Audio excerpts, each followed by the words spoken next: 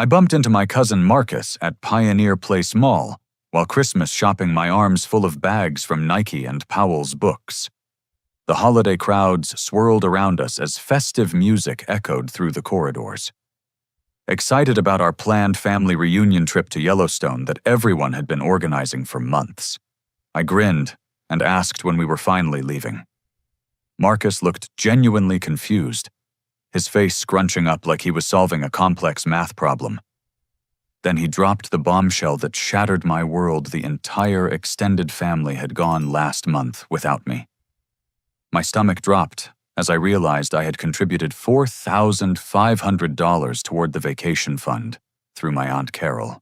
Standing frozen while shoppers brushed past me, I pulled out my phone with trembling hands. My fingers shook as I dialed Aunt Carol's number, stepping away from the busy mall corridor into a quieter alcove near the food court. The smell of Chinese takeout and pizza mixed in the air around me, but I barely noticed as my heart pounded against my ribs. Carol answered on the third ring, her voice cheerful and unsuspecting. "Jeffrey, what a lovely surprise to hear from you, sweetie. Carol, I just ran into Marcus and he said the family trip to Yellowstone already happened last month." My voice cracked slightly on the last words. There was a pause, and I could hear her television in the background playing what sounded like a game show. When she spoke again, her tone had shifted to something more guarded. "Oh, honey, didn't you get my texts about the change of plans? We had to move the dates up because of Rose's doctor appointments. I sent you several messages explaining everything."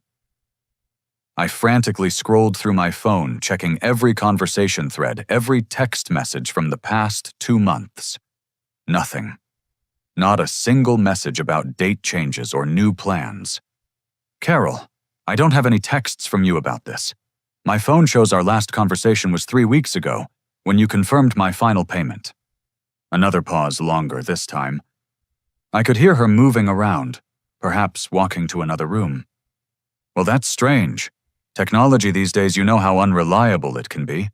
But yes, we did have to adjust the timeline.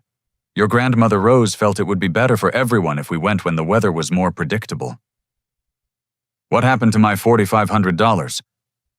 "Oh, that money went toward the group expenses, just like we planned. Everything worked out beautifully. The family had such a wonderful time bonding together." Her evasiveness sent alarm bells ringing in my head. Carol had always been direct about financial matters, organizing family events with military precision for as long as I could remember. This vague response felt completely out of character. What specific expenses? The camping fees we discussed were only about $1,500 total for the whole group. "Jeffrey, honey, you sound upset. I think you're overreacting to a simple scheduling mix-up. These things happen in large families. The important thing is that everyone had a lovely time, and your contribution helped make that possible." The dismissive tone in her voice made my chest tighten. I ended the call and immediately dialed my sister, Emma, who lived just outside Eugene near our parents. She answered quickly, but her voice sounded strained. "Jeff, is everything okay?" "Emma, did you know about the Yellowstone trip happening without me?" The silence stretched so long I thought the call had dropped. Finally, she sighed deeply. "Jeffrey, I wanted to tell you, but Rose made everyone promise not to say anything. She said it would just upset you unnecessarily." "Upset me, Emma. I paid $4,500 for that trip." "I know, and I felt terrible about it. But you know how Rose gets when people go against her wishes. She threatened to exclude anyone who told you from future family gatherings." My sister's voice carried genuine guilt, but also fear. Rose had been the family matriarch since our grandfather passed away 5 years earlier, and her word was essentially law at family functions. "Why was I excluded, Emma? What did I do wrong?" Another long pause. When Emma spoke again, her voice was barely above a whisper. "Rose said you were going through too much with the divorce and moving to Portland. She convinced everyone that you weren't emotionally stable enough to enjoy a family vacation, and that including you would bring down the mood for everyone else." The words hit me like physical blows. My divorce from Sarah had been finalized 8 months earlier, and while it had been difficult, I was doing well. I had a successful graphic design business, a nice apartment in Portland's Pearl District, and had been looking forward to reconnecting with family. Emma, that's not true. I've been doing great. I was excited about spending time with everyone. I know that, Jeff, but Rose painted a different picture. She said you'd been calling her crying about Sarah talking about how lost you felt asking for money. None of that was true. I hadn't asked anyone in the family for money, and I'd spoken to Rose exactly twice since the divorce, both brief and pleasant conversations about holiday plans. Did you see any of this supposed behavior yourself? No, but Rose was so specific about the details. She said you'd been drinking too much, staying up all night calling family members to complain about your problems. She made it sound like you were having some kind of breakdown. My mind raced as I tried to process this information. Rose had apparently constructed an entire false narrative about my mental state to justify excluding me from the family trip. Emma, where did they stay? We had planned to camp at Grant Village. Another guilty silence.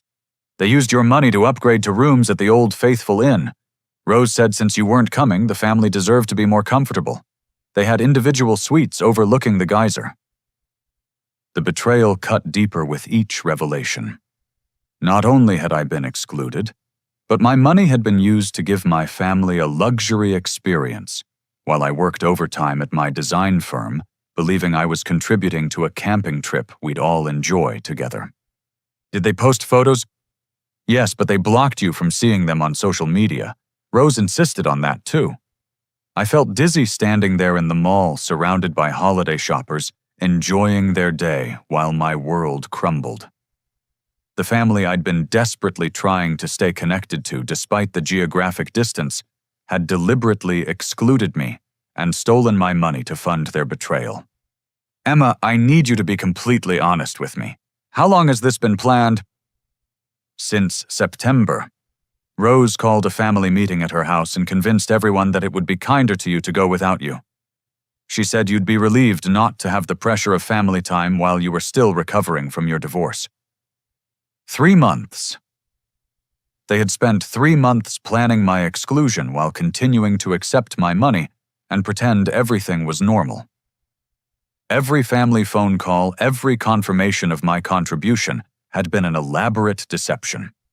Emma continued, her voice thick with guilt. Jeffrey, I'm so sorry. I wanted to tell you, but I was terrified of being cut off from family events too. You know how Rose can be when someone crosses her. I did know. Rose had been controlling family dynamics for decades, but I'd never imagined she would orchestrate something this cruel and deliberate. My hands were still shaking as I drove across town to my cousin Brian's apartment in Beaverton. Brian had always been somewhat of an outsider in family dynamics, working as an IT specialist and preferring computer screens to large family gatherings. If anyone would give me straight answers about what had really happened, it would be him. Brian opened his apartment door wearing a faded Blazers t-shirt and jeans, his curly brown hair disheveled from running his hands through it. His expression immediately shifted from surprise to concern when he saw my face. Jeffrey, what's wrong? You look like someone died. Maybe something did die. Can I come in? I need to know what you know about the Yellowstone trip. Brian's apartment reflected his personality, clean organized with multiple computer monitors glowing on a large desk in the corner. He gestured for me to sit on his black leather couch while he grabbed 2 bottles of Coca-Cola from his refrigerator. I wondered when this conversation would happen, he said, settling into his desk chair and turning it to face me. You knew I was excluded. I knew, and I've been documenting everything. Brian pulled out his phone and opened a recording app. Jeffrey, what I'm about to show you is going to make you angry, but you need to know the truth about what's been happening in this family. My stomach clenched as Brian scrolled through his phone. What do you mean documenting? Rose has been getting more controlling and manipulative over the past 2 years, especially since your divorce. I started recording family conversations because I had a feeling something like this would happen eventually. Brian touched the screen, and suddenly Rose's voice filled the room, clear and unmistakable. The recording was from a family gathering at her house, and I could hear multiple familiar voices in the background. Jeffrey's divorce proves he can't make good decisions, Rose's voice said with authority. He abandoned his wife, moved away from his family, and now he's trying to buy his way back into our good graces with this vacation money. Well, we'll take his money, but that doesn't mean he's earned the right to disrupt our family time. I felt sick hearing my grandmother's voice speaking about me with such disdain and manipulation. But there was more. The boy has always been selfish, Rose continued. Even as a child, he thought he was better than the rest of us. Moving to Portland just confirmed it. He thinks he's too sophisticated for Eugene, too successful for his own family. Mother, that's not fair, I heard my father's voice object weakly. Jeffrey has always been respectful and generous with family. David, you're too soft on him because he's your son. But I've seen how he looks at us like we're small-town embarrassments. This divorce is just the latest example of his poor judgment and selfishness. Brian paused the recording. There are hours of this, Jeffrey. She's been systematically poisoning the family against you for months, building a case for your exclusion. Why would she do this? Control. Rose has always needed to be the center of family decision-making, and you represent a threat to that because you're independent and successful. You don't need her financially or emotionally, which makes her feel irrelevant. Brian played another recording, this one, from a more recent date based on the timestamp. Jeffrey is so desperate to feel important that he threw money at this vacation without even asking what we really needed. Rose's voice continued her character assassination. $4,500 like he's showing off his big city success. Well, we'll put that money to good use, upgrading our accommodations. Consider it a donation to the family he abandoned. Hearing my contribution described as showing off when I'd sacrificed to contribute that amount made my chest burn with anger.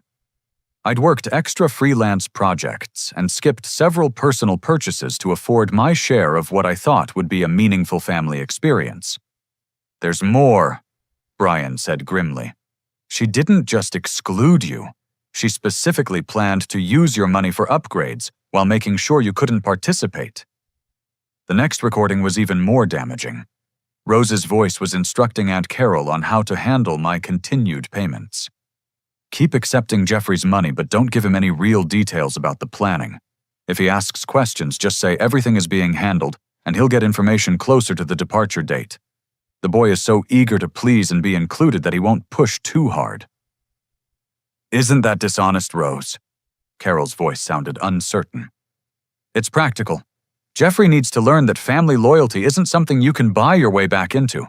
His money will give the rest of us a nice vacation, and maybe the lesson will help him become less selfish in the future. I stared at Brian in disbelief. She planned this for months, continuing to take my money while having no intention of including me.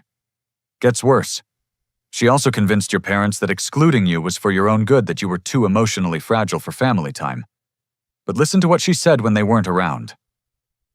Brian played a recording where Rose was talking to what sounded like Marcus and Aunt Carol. Jeffrey isn't fragile at all. He's thriving in Portland, which is exactly the problem. He's gotten too big for his britches, too independent. This exclusion will remind him that family matters more than his fancy city life and design business success. The manipulation was breathtaking in its cruelty and calculation.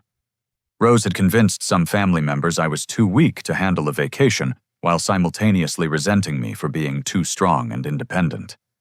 Brian, why didn't you warn me? I tried to be subtle about it, asking if you'd heard from the planning committee mentioning that I hadn't received detailed itineraries. I was hoping you'd pick up on the hints, but Rose was so good at controlling information flow. Brian showed me text message screenshots where he'd tried to alert me indirectly, messages I now realized were attempts to help me discover the truth before it was too late. There's one more thing you need to know. Brian said, his voice growing more serious. This isn't just about control or personality conflicts. I think Rose has been stealing money from the family for years. What do you mean? She's always been secretive about family finances, claiming to manage money for everyone's benefit. But some of her stories don't add up. She's been talking about being financially stressed while somehow always having money for expensive purchases and home improvements. Brian pulled up a notebook on his computer where he'd been tracking inconsistencies in Rose's financial claims. She told your parents she needed help with medical expenses, but I've never seen her struggle to pay for anything. She told Aunt Carol the family trust from your grandfather was depleted, but she's been making references to money that suggests otherwise. The possibility that Rose's manipulation extended beyond emotional control to financial theft made my hands clench into fists. If she was stealing from family members while painting herself as a struggling elderly woman, this was about much more than a vacation. Jeffrey, I think your exclusion from this trip wasn't just about control. I think Rose was afraid you might start asking questions about family finances that she doesn't want to answer. The drive back to Eugene felt like traveling into a storm I'd been avoiding my whole life. Armed with Brian's evidence and recordings, I knew I couldn't let this betrayal stand without confrontation. But I also understood that challenging Rose meant potentially losing my relationship with my entire family. Sunday dinner at my parents' house had been a tradition for years, even after my move to Portland. I'd driven down monthly to maintain connections, bringing wine or dessert, helping with yard work, trying to bridge the geographic distance with consistent presence. Today would be different. My parents lived in a modest ranch-style home in a quiet neighborhood near the University of Oregon campus. The familiar sight of my father's Toyota pickup in the driveway and my mother's garden gnomes lining the walkway usually brought comfort. Today, everything felt tainted by deception. I knocked instead of using my key, a small but significant change that announced this wasn't a normal family visit. My mother, Linda, opened the door, her graying hair pulled back in her usual Sunday ponytail, wearing the floral apron I'd given her for Mother's Day 2 years earlier. Jeffrey, what a wonderful surprise. We weren't expecting you today. I need to talk to the family about the Yellowstone trip. Her face immediately changed, the warmth draining from her expression, and replaced by something that looked like panic. Oh, honey, let's not spoil dinner with old news. Come in and tell us about your design projects. Mom, this is important. I know what happened and we need to discuss it honestly. The living room contained the usual Sunday gathering. My father David reading the Register Guard in his recliner, grandmother Rose seated regally on the sofa with her knitting Aunt Carol, sorting through what looked like family photos at the coffee table, and my sister Emma with her husband Tyler sharing the love seat. The conversation stopped when I entered, and the silence felt heavy with unspoken guilt and anticipation. I ran into Marcus yesterday at the mall. I began standing near the fireplace where family photos displayed happier times. He told me about the Yellowstone trip you all took last month. Rose looked up from her knitting with practiced innocence. Oh, that lovely vacation. Such a shame you weren't available to join us, dear. But your work schedule is so demanding. I was never told about any date changes, Rose, and I contributed $4,500 toward a trip I was deliberately excluded from. The temperature in the room seemed to drop 10 degrees. My father set down his newspaper, and Aunt Carol stopped sorting photos. Emma's face flushed red with embarrassment. Jeffrey, let's not make a scene, Rose said with the tone she'd used to control classroom discussions during her decades as a school principal. Family scheduling can be complicated and sometimes miscommunications happen. This wasn't miscommunication. I pulled out my phone and played one of Brian's recordings. Rose's voice filled the room. Jeffrey's divorce proves he can't make good decisions. He abandoned his wife, moved away from his family, and now he's trying to buy his way back into our good graces with this vacation money. The reaction was immediate and telling. My parents looked shocked. Aunt Carol covered her mouth with her hand, and Emma started crying. But Rose showed no shame or remorse. Instead, her expression hardened into something cold and calculating. So Brian has been recording private family conversations. How typical of that antisocial boy to violate family privacy. Rose, you systematically lied about my character to justify stealing my money and excluding me from a family event I helped fund. I didn't lie about anything. I shared my legitimate concerns about your emotional stability and decision-making abilities. What concerns based on what evidence? Rose set down her knitting and looked directly at me with the authority she'd wielded over students and family members for decades. You abandoned your marriage instead of working through difficulties. You moved away from your family to pursue selfish career goals. You threw money at this vacation like you were buying your way back into our affections. These are facts, not lies. I didn't abandon my marriage. Sarah and I divorced because we wanted different things from life. I moved to Portland because I had better career opportunities there. And I contributed money to a family vacation because I wanted to spend time with people I love. That's your interpretation, Jeffrey. But your behavior over the past year has shown poor judgment and selfishness. My father finally spoke up, his voice uncertain. Mother, maybe we should discuss this more calmly. David, your son, is accusing me of lying and theft. I won't tolerate disrespect from a boy who's proven he values his independence more than his family responsibilities. The conversation was spiraling exactly as Rose intended, with her positioning herself as the victim of my accusations rather than addressing the actual betrayal. But I had more evidence. Rose, I have recordings of you instructing Carol to keep taking my money while having no intention of including me on the trip. You called it a donation from the family member I abandoned. Rose's mask slipped slightly, revealing anger beneath her practiced victimhood. And what if I did? You needed to learn that family loyalty isn't something you can purchase. Your money gave the rest of us a lovely vacation, which is more than you deserved after ignoring us for months. I never ignored anyone. I call, I visit, I've tried to stay connected despite living 3 hours away. Obligatory phone calls and monthly duty visits aren't the same as genuine family commitment, Jeffrey. The cruelty in her voice shocked everyone in the room. This wasn't the loving grandmother figure she presented to the outside world. This was someone who had deliberately hurt her own family member and felt justified in doing so. My mother finally found her voice. Mother Rose, this doesn't sound like a miscommunication.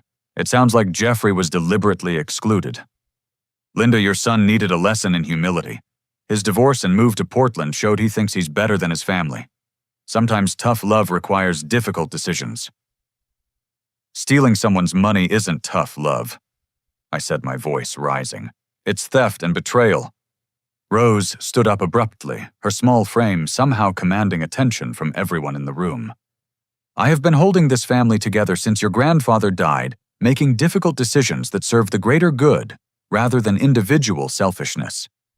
If you can't appreciate the sacrifices I've made, perhaps you should reconsider whether you belong in this family at all. The threat was clear and calculated. Rose was essentially saying that questioning her actions meant risking expulsion from family relationships entirely. I could see the fear in my parents' faces as they realized they might be forced to choose between their son and the woman who controlled family dynamics. But Rose wasn't finished. She walked to a drawer in the side table and pulled out a small notebook. Since we're sharing private information today, perhaps the family should know about some of Jeffrey's other concerning behaviors. She opened the notebook and began reading entries that made my blood run cold. September 15th. Jeffrey called Rose crying about his financial problems, asking to borrow $2,000 for rent. September 22nd. Jeffrey made inappropriate comments about Sarah's new boyfriend at Carol's birthday party. October 3rd. Jeffrey was rude to the Hendersons at church, embarrassing the family name. None of these incidents had happened. I hadn't called Rose asking for money, I hadn't attended Carol's birthday party, and I hadn't been to church with the family since Easter. Rose had fabricated an entire history of bad behavior to justify her treatment of me. Rose, none of that is true. I can prove where I was on those dates. Jeffrey, gaslighting family members who are trying to help you isn't healthy behavior. The manipulation was masterful and terrifying. Rose had created fictional evidence of my supposed problems while positioning any denial as further proof of my instability. My sister Emma finally spoke through her tears. Rose, I was at Mom's birthday party. Jeffrey wasn't there. Rose's expression darkened as she realized her fabricated timeline had a witness who could contradict it. Emma, your memory might be confused. Family events can blur together over time. No Rose. Jeffrey sent a beautiful card and flowers, but he wasn't physically present because he was working on a major client project. I remember because we talked about missing him. The first crack appeared in Rose's armor, as Emma's testimony directly contradicted the fabricated evidence. But instead of backing down, Rose doubled down with vicious intensity. Well, perhaps this family gathering will help everyone understand exactly who Jeffrey really is. Someone who records private conversations, accuses elderly family members of theft, and disrupts family harmony with selfish demands for attention. The room erupted in competing voices as family members began taking sides, some defending Rose's version of events, while others questioned her increasingly obvious manipulation. But I realized this confrontation had revealed something much more serious than vacation planning deception. Rose had been systematically constructing false narratives about my character for months, possibly years, laying groundwork for my eventual exclusion from family relationships. The Yellowstone trip was just the beginning of a larger campaign to remove me from family dynamics entirely. The family dinner had ended in chaos with my parents torn between their son and the woman who'd controlled their family decisions for years. I left Eugene feeling emotionally drained, but determined to understand the full scope of Rose's manipulation. Brian's recordings had revealed financial irregularities that needed professional investigation. Monday morning found me in the downtown Portland office of Jake Harrison, a family law attorney I'd met through professional networking events. Jake's office overlooked the Willamette River with floor-to-ceiling windows that normally would have impressed me. Today, I barely noticed the view as I spread out the evidence of Rose's deception across his conference table. Jake was about my age, with prematurely gray hair that gave him an air of wisdom beyond his years. He'd built a reputation handling complex family financial disputes, particularly cases involving elder abuse and inheritance manipulation. Jeffrey, what you're describing sounds like financial exploitation possibly rising to the level of criminal fraud, Jake said, after reviewing Brian's recordings and my financial documentation. But I suspect there's more to this story than vacation money. What do you mean? Your grandmother's behavior patterns suggest someone who's been manipulating family finances for much longer than just this trip. The level of control and secrecy you're describing typically develops over years, not months. Jake pulled out a legal pad and began asking detailed questions about Rose's financial role in family decisions. As I answered, a disturbing pattern emerged. Rose had been the sole executor of my grandfather's estate since his death 5 years earlier. She controlled access to any inheritance or trust funds, claiming the estate had been smaller than expected, and most assets had been consumed by medical expenses and final arrangements. She had convinced my parents to give her power of attorney over their finances, claiming it would make estate planning easier as they aged. My father, now 62, had reluctantly agreed after Rose suggested that failing to plan properly would burden their children. Rose had organized and controlled funding for all major family events over the past several years, always collecting money from family members, but never providing detailed accounting of how funds were used. Jeffrey, I think we need to bring in a forensic accountant to examine your family's financial situation more closely. What you're describing suggests systematic financial abuse. Is that really necessary? I just want my vacation money back and an apology. Trust me on this. Your grandmother's behavior indicates someone who's been operating a long-term financial manipulation scheme. If we're right, this vacation incident is just the tip of the iceberg. Jake recommended Patricia Chen, a forensic accountant who specialized in family financial fraud cases.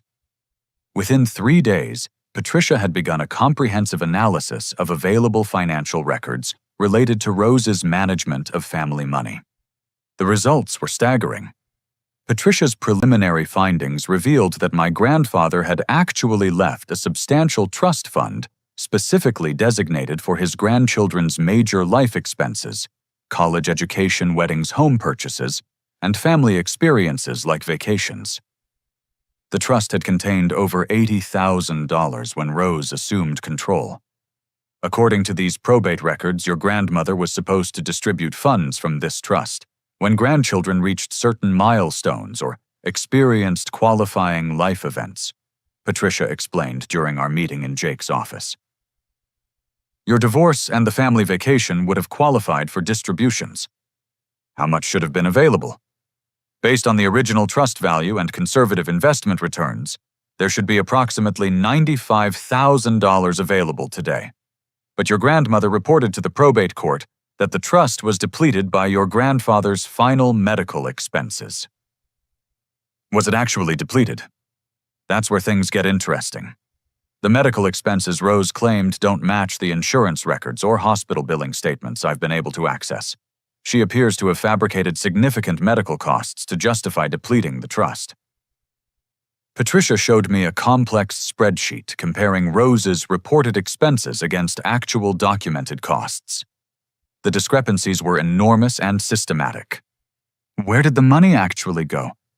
Based on bank records I've subpoenaed, your grandmother has been using trust funds for personal expenses over the past 5 years. Home improvements, luxury purchases, vacation travel, and cash withdrawals that can't be accounted for with legitimate expenses. The scope of theft was breathtaking.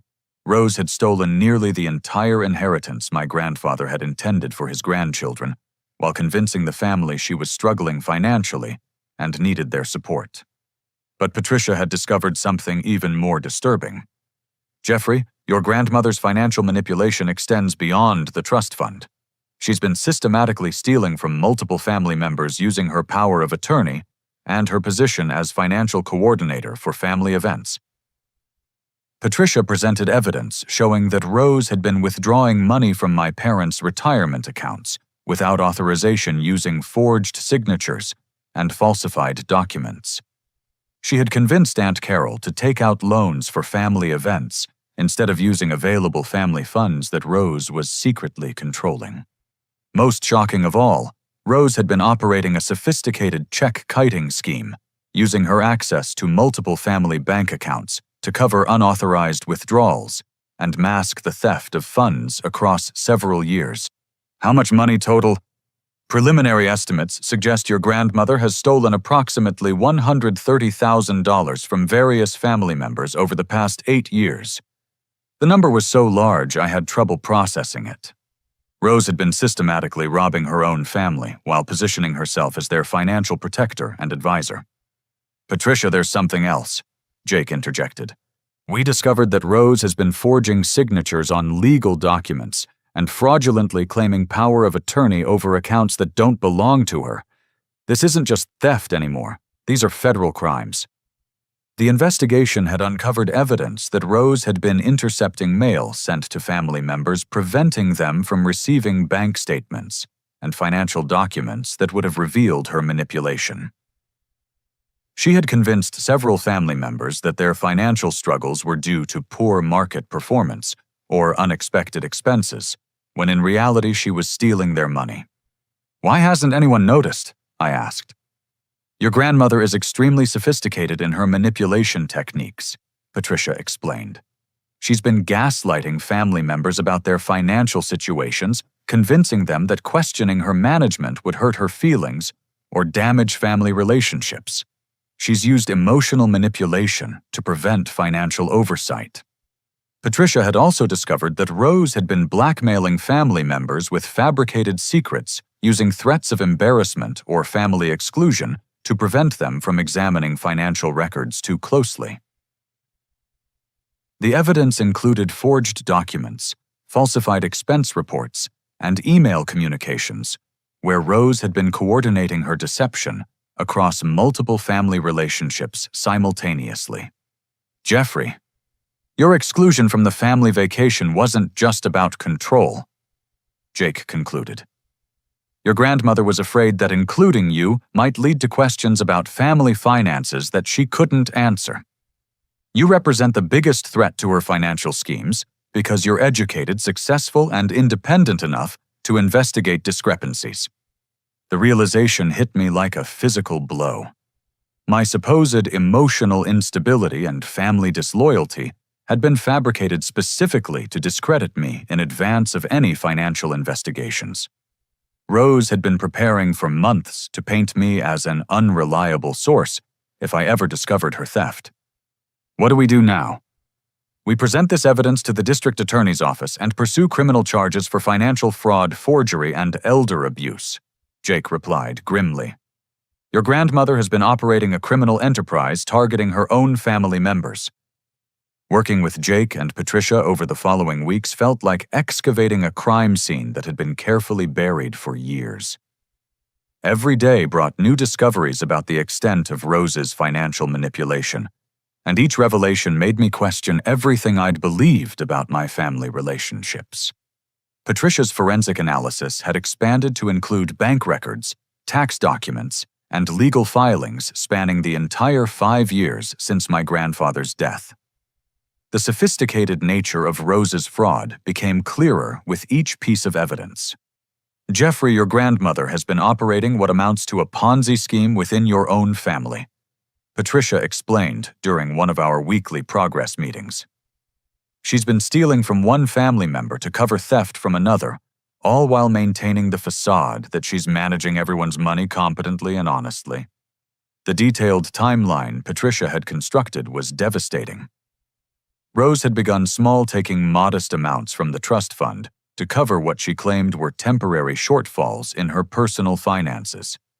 But the theft had escalated dramatically over time as she became more confident in her ability to manipulate family members and avoid detection.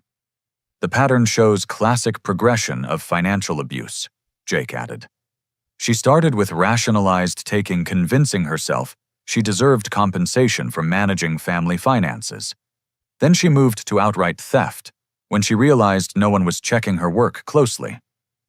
Patricia showed me a complex flowchart mapping how money had moved between various family accounts under Rose's control. The web of manipulation was staggering in its complexity and cruel in its target selection.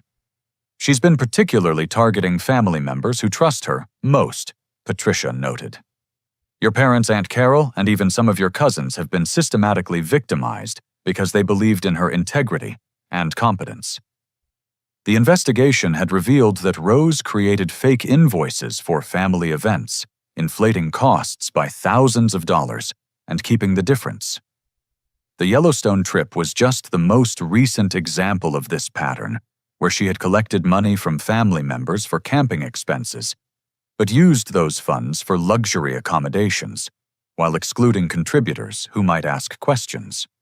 But Patricia had uncovered something even more sinister. Rose had been deliberately creating financial problems for family members in order to position herself as their savior.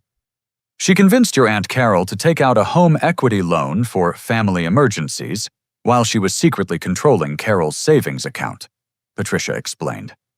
Then she offered to help Carol manage the loan payments, giving her access to even more of Carol's money. The psychological manipulation was as sophisticated as the financial fraud. Rose had been systematically undermining family members' confidence in their own financial judgment while positioning herself as the only person competent to manage family money. Jake had brought in Detective Sarah Williams from the Financial Crimes Unit to review the evidence we'd compiled.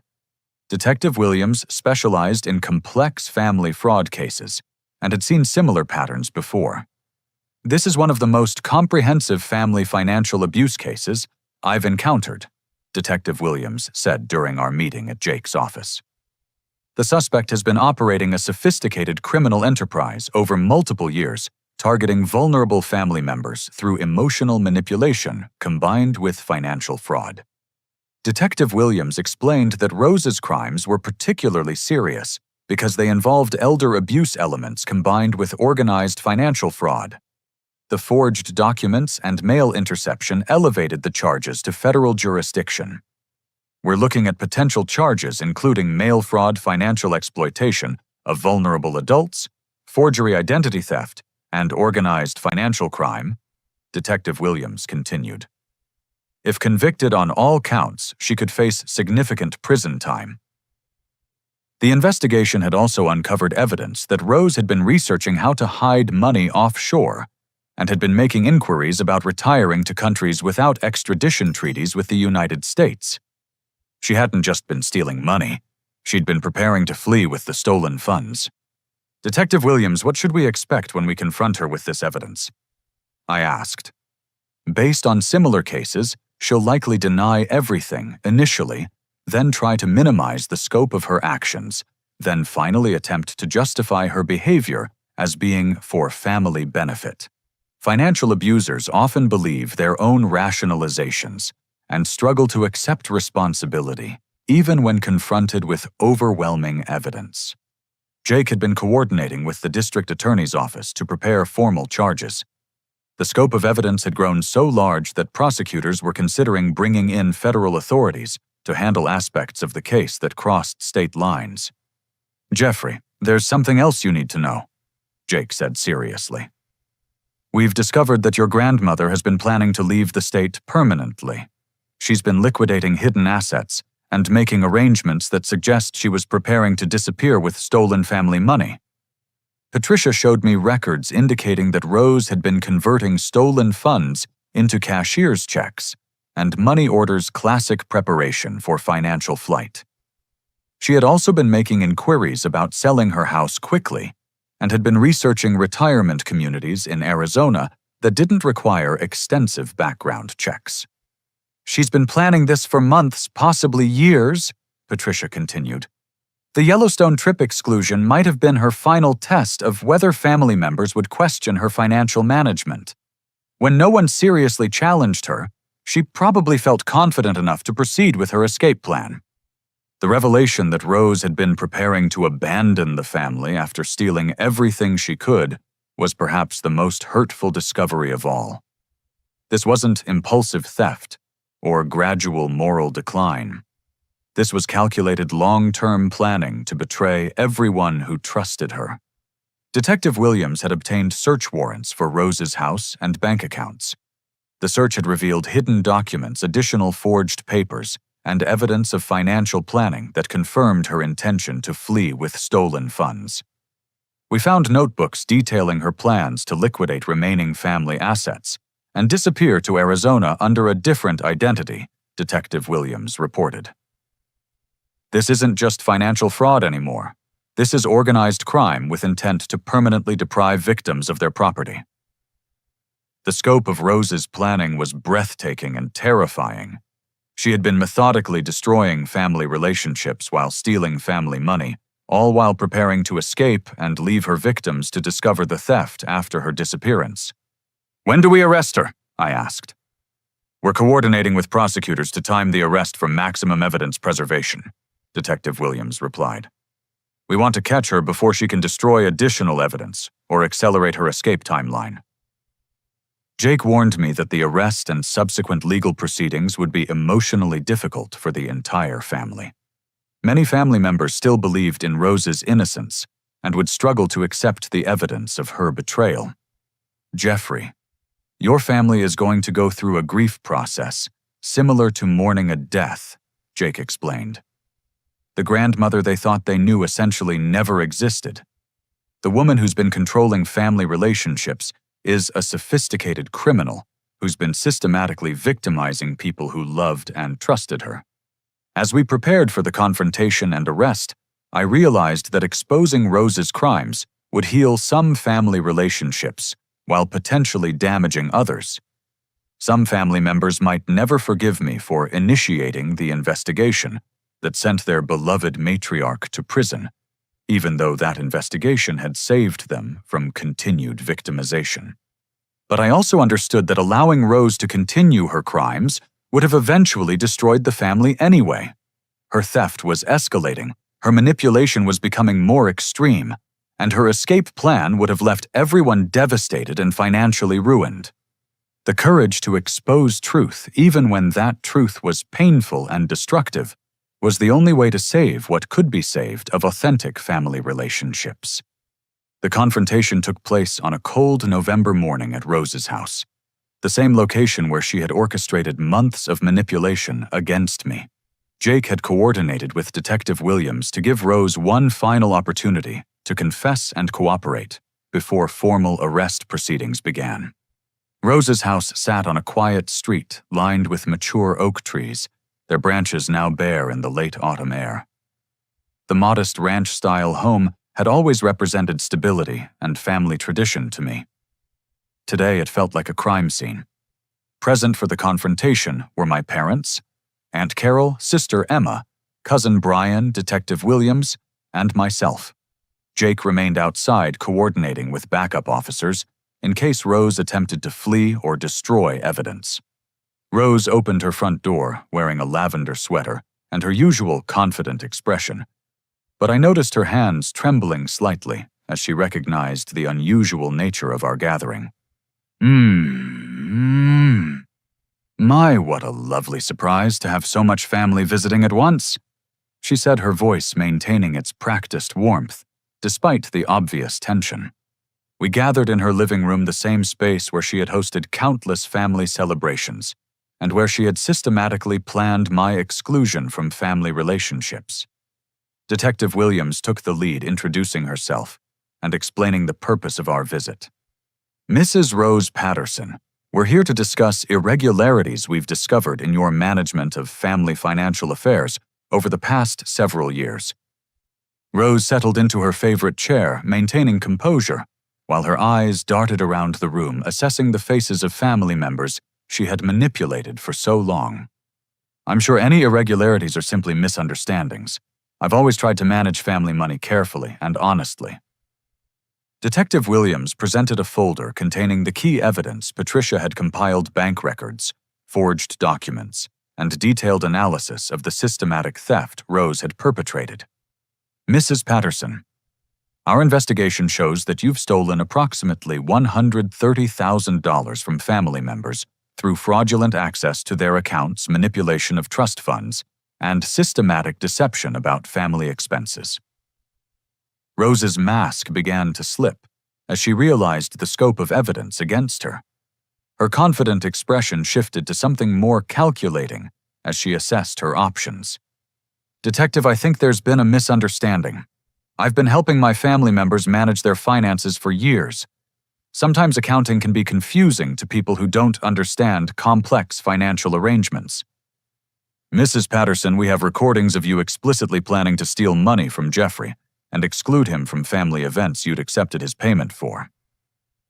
Brian stepped forward and played one of the most damaging recordings, where Rose's voice clearly stated her intention to use my money while excluding me from the vacation I'd helped fund. Rose listened to her own voice without showing remorse or surprise. Instead, she seemed to be calculating her next move. Those recordings were made without my permission in my private home. I'm not sure they have any legal validity. Detective Williams explained that the recordings were legally obtained and admissible as evidence of fraud and conspiracy. She then presented the forged documents Rose had created to steal from family trust accounts. Mrs. Patterson, these documents contain your forged signatures on accounts belonging to other family members. This constitutes felony fraud and identity theft. For the first time, Rose showed genuine fear as she realized the criminal charges she was facing. But instead of confessing or showing remorse, she launched into a desperate attempt to justify her actions. Everything I did was for family benefit, she declared, with the authority she had wielded for decades. I've been holding this family together since my husband died, making difficult decisions that serve everyone's long-term interests. You stole money from your own family members while lying to them about their financial situations, my father said, his voice shaking with anger and betrayal. David, you've never understood the complexities of managing family resources. I've been protecting all of you from making financial mistakes that would hurt everyone. Rose's attempt at justification became increasingly desperate as she realized no one was accepting her rationalization. She began attacking individual family members, trying to divide our solidarity. Jeffrey has always been selfish and ungrateful. This whole investigation is his revenge for not being included in a vacation he didn't deserve to attend. Mom, Jeffrey didn't start this investigation for revenge, Emma said firmly. He started it because you stole his money and lied to us about his character for months. Rose's composure finally cracked completely as she realized her decades of family control were ending. She stood up abruptly and began moving towards the kitchen, claiming she needed water. Detective Williams recognized the behavior as a flight attempt and moved to intercept her. Mrs. Patterson, we need you to remain in the living room while we complete this interview. I don't have to listen to these accusations in my own home. Rose snapped her voice, losing all pretense of warmth or authority. Actually, you do, Detective Williams replied calmly. We have a warrant to search these premises for evidence of ongoing financial crimes. Rose's attempt to escape through her back door was quickly stopped by the backup officers Jake had positioned around the property. As she was brought back into the living room in handcuffs, she made one final vindictive attack on the family she had manipulated for so long. You'll all regret this. Jeffrey has turned you against the one person who actually cared about this family's future. When I'm gone, you'll realize how much I did for all of you. But her words fell flat because everyone present had finally seen her true nature. The loving grandmother figure had been replaced by someone desperate, manipulative, and completely lacking in remorse for the harm she had caused. As Detective Williams read Rose her rights and led her to the patrol car, my mother broke down, crying. Not from sadness at Rose's arrest, but from relief at finally understanding the truth about years of family dysfunction. Jeffrey. I'm so sorry, she sobbed. She convinced us you were the problem when she was the one destroying our family relationships. The search of Rose's house revealed additional evidence of her crimes notebooks, detailing her manipulation strategies, hidden cash she had stolen from family accounts, and documents showing her plans to flee Arizona with stolen money.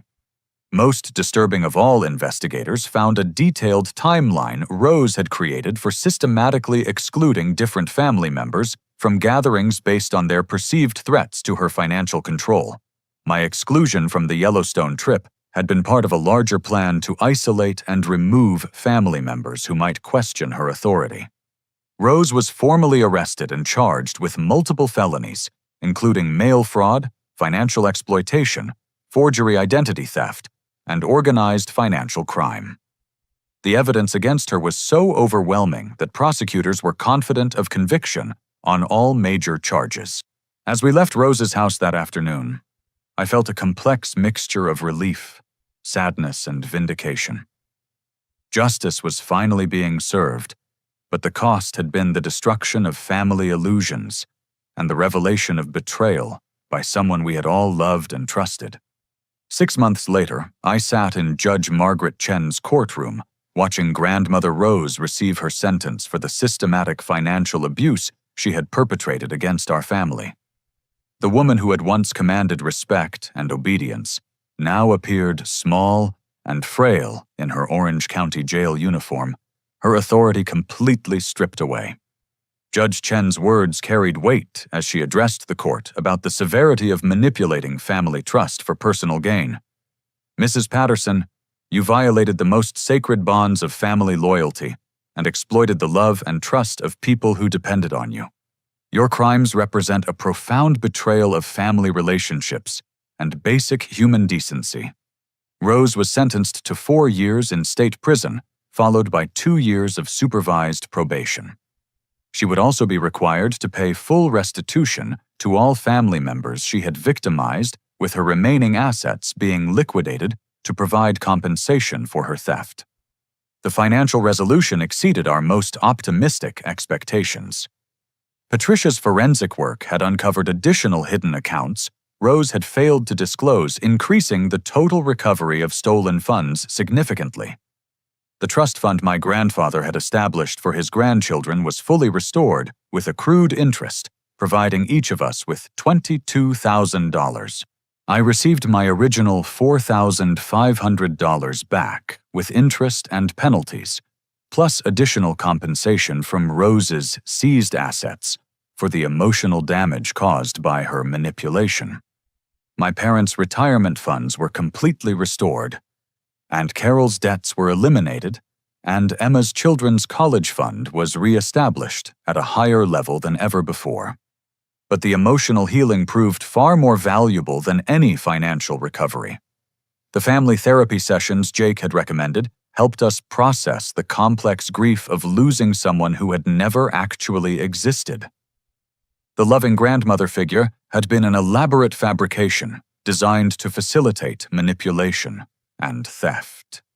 My relationship with my parents underwent a complete transformation as we worked through the damage Rose's manipulation had caused. My father, David, struggled with intense guilt over believing fabricated stories about my character and allowing his fear of Rose to override his parental instincts. "Jeffrey, I failed you as a father," he said during one particularly emotional therapy session. "I knew in my heart that Rose's stories about your behavior didn't match the son I'd raised, but I was too cowardly to challenge her version of events."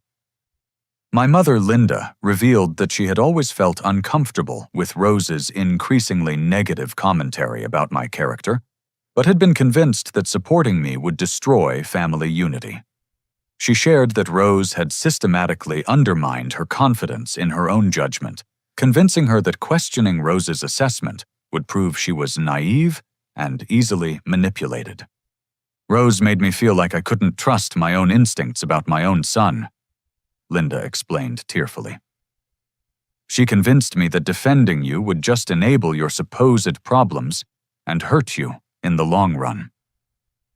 The family therapy helped us understand how sophisticated manipulators use emotional leverage and fear to control their victims' perceptions and behaviors. Rose had been operating a textbook psychological manipulation campaign that would have been difficult for anyone to recognize, while experiencing it from inside. Emma became my strongest advocate as she recognized how Rose's manipulation had damaged her relationship with her brother. She admitted that Rose had convinced her I looked down on the family and didn't value maintaining close relationships with them. "Rose told me you thought we were all small-town embarrassments and that your success had made you arrogant," Emma confessed. "She made it seem like you were just going through the motions of family relationships out of obligation rather than genuine affection." Brian emerged from the experience as my closest family ally, having provided the crucial evidence that made justice possible. Our shared experience of surviving family manipulation created a bond stronger than typical cousin relationships. Brian's courage in documenting Rose's behavior, despite the personal risk, had ultimately saved our entire family from continued victimization. The extended family dynamics shifted dramatically as members began communicating directly instead of through Rose's manipulative filter. Cousin Marcus admitted he had always respected my independence and career success, but had been convinced by Rose that expressing admiration would be disloyal to family members who had remained closer to home. "Rose made it seem like praising your achievements was the same as criticizing everyone else's choices," Marcus explained. "She convinced us that family loyalty required keeping everyone on the same level, which really meant keeping everyone under her control." The most profound healing came when my parents asked me to help them plan a new family trip to Yellowstone this time, including everyone, and funded by the restored trust money. Initially, I hesitated because of painful associations with the previous betrayal, but I realized that creating new positive memories was essential for moving forward. The new Yellowstone trip became a celebration of family healing and authentic relationships. I took the lead in planning activities that would help everyone feel included and valued, deliberately creating experiences that honored both individual interests and family connections. We spent 5 days exploring the same landscapes where I had been excluded, but this time every moment was infused with genuine appreciation for each other's company. The experience of hiking together through Grand Canyon of Yellowstone and watching Old Faithful erupt became powerful symbols of our family's resilience and capacity for healing. During a quiet evening around our campfire at Grant Village, my father approached me with tears in his eyes. Jeffrey, I need you to know how proud I am of who you've become, and how sorry I am that I let anyone convince me otherwise. You showed more courage and integrity in this situation than I've shown in years. This moment of genuine connection felt more valuable than any amount of recovered money. My father's acknowledgement that he had been manipulated, combined with his recognition of my character and achievements, healed wounds I hadn't even realized were still bleeding.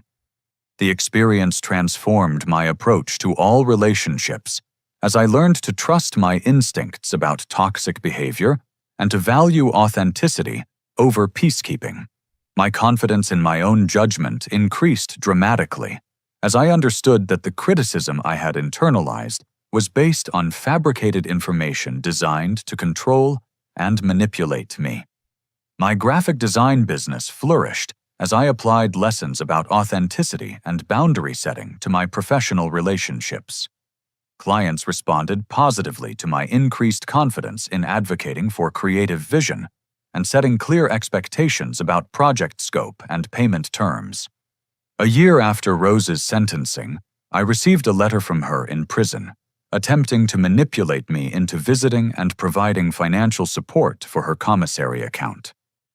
Instead of feeling guilty or conflicted, I felt only pity for someone whose need for control had ultimately destroyed her relationships with everyone she claimed to love. I didn't respond to the letter, but kept it as a reminder of the importance of maintaining healthy boundaries with people who view relationships as opportunities for manipulation rather than genuine connection. The final scene of our healing journey took place at my new apartment in Portland, where I hosted my first family dinner since my divorce. My parents, Emma's family, Brian Marcus, and Aunt Carol, gathered around my dining table sharing stories and laughter without any undercurrent of manipulation or hidden agendas. Looking around the table, I realized that exposing Rose's crimes had ultimately given my family the greatest gift possible: the opportunity to build relationships based on truth, mutual respect, and genuine affection, rather than fear and control. Sometimes the most loving thing you can do for people you care about is expose the lies that are poisoning their relationships, even when that exposure is painful and difficult. The courage to stand up for truth, even against family pressure, had ultimately saved not just my own emotional well-being, but had freed my entire family from a toxic dynamic that had been slowly destroying us all. Brian raised his glass in a toast that perfectly captured our journey, to Jeffrey, who loved us enough to tell us the truth, even when the truth was harder than continuing to live with lies. As we clinked glasses around my table, I understood that real family bonds are built on authenticity, mutual support, and shared values rather than obligation, fear, or manipulation. The family I had always wanted hadn't been destroyed by exposing Rose's crimes. It had been created for the first time through the courage to demand honesty and respect in our relationships with each other. Have you ever experienced a situation where standing up for yourself revealed deeper problems that needed to be addressed? Sometimes the hardest conflicts lead to the most meaningful growth and healing. I'd love to hear your thoughts about family dynamics and the importance of authentic relationships in the comments below. If this story resonated with you, please give it a like and subscribe for more real-life stories about overcoming betrayal and finding strength in difficult situations. Share this with someone who might need to hear that they have the right to demand honesty and respect in their relationships. Thank you for listening to my story, and I hope it encourages you to trust your instincts and stand up for truth in your own life even when it's difficult.